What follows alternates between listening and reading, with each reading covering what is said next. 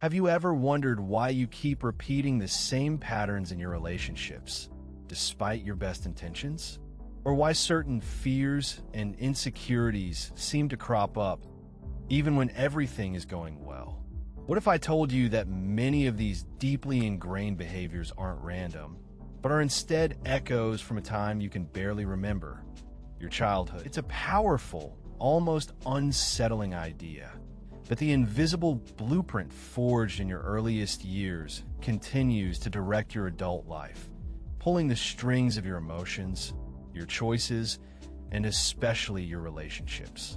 Today, we're going to dive deep into the fascinating world of childhood psychology and attachment, revealing how your past truly shapes your present. Our journey begins with one of psychology's most foundational concepts, attachment theory.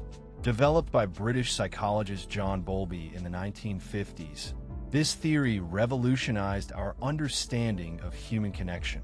Bowlby proposed that humans have an innate biological need to form strong emotional bonds with primary caregivers. He argued that the quality of this bond, especially in the first 2 years of life, isn't just about survival.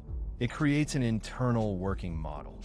Think of this model as a hidden operating system in your mind, a set of unconscious rules and expectations about yourself, others, and the world, particularly concerning love and safety. This internal model dictates how you perceive intimacy, how you respond to perceived threats in relationships, and even how you regulate your own emotions.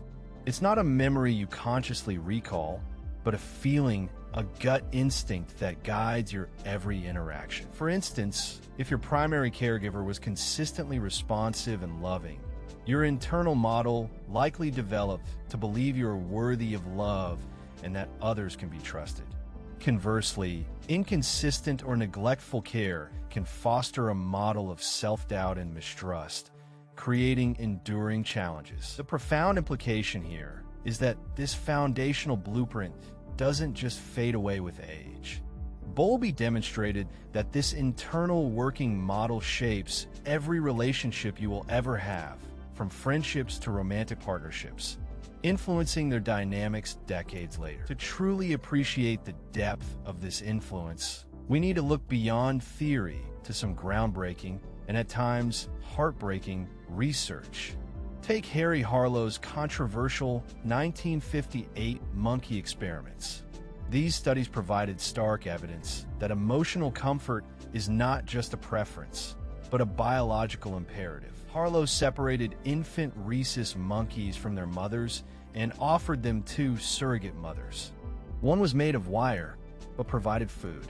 The other was covered in soft cloth, but offered no nourishment. The result? The infant primates overwhelmingly chose the soft, comforting cloth mother. Even when hungry, they would only approach the wire mother for a quick feed before returning to cling to the cloth mother for reassurance. This experiment unequivocally demonstrated that emotional comfort, contact, and security are fundamental biological needs, arguably more powerful than basic sustenance itself. But what happens when these fundamental emotional needs are unmet, or worse, when childhood is marked by significant adversity?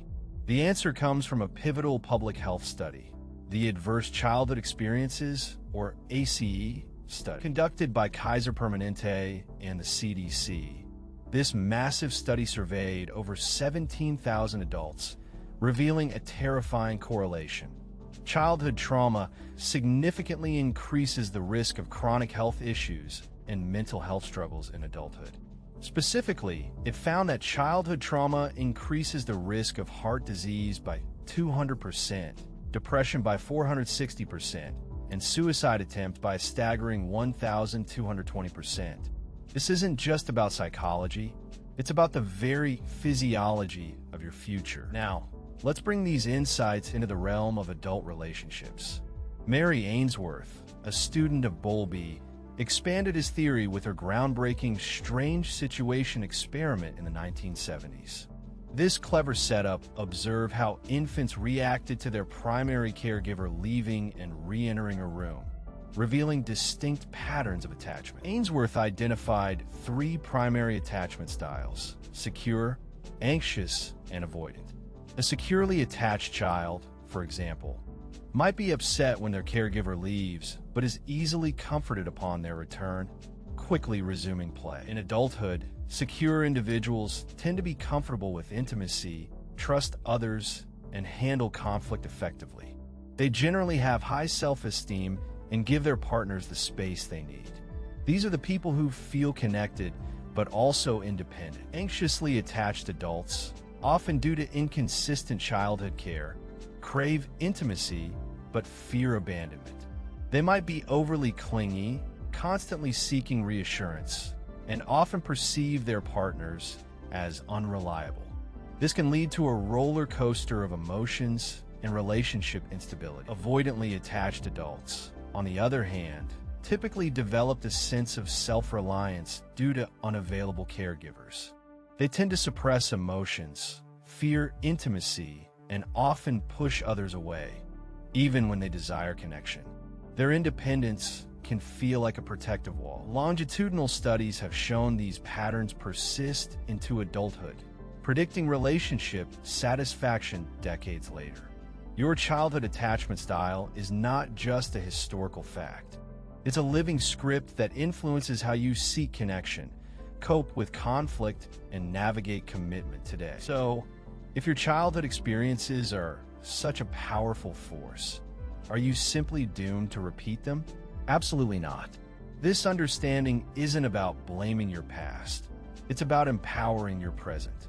The first, and arguably most crucial, step is awareness. By recognizing your own attachment style, secure, anxious, or avoidant, and understanding how it plays out in your relationships, you gain agency.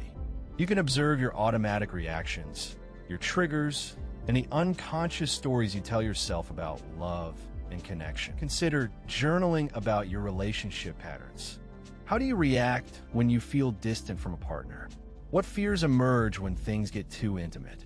Reflect on your earliest memories of connection and separation. These insights provide valuable clues to your internal working model. For those with anxious or avoidant styles, therapy, particularly attachment-based therapy, can be transformative.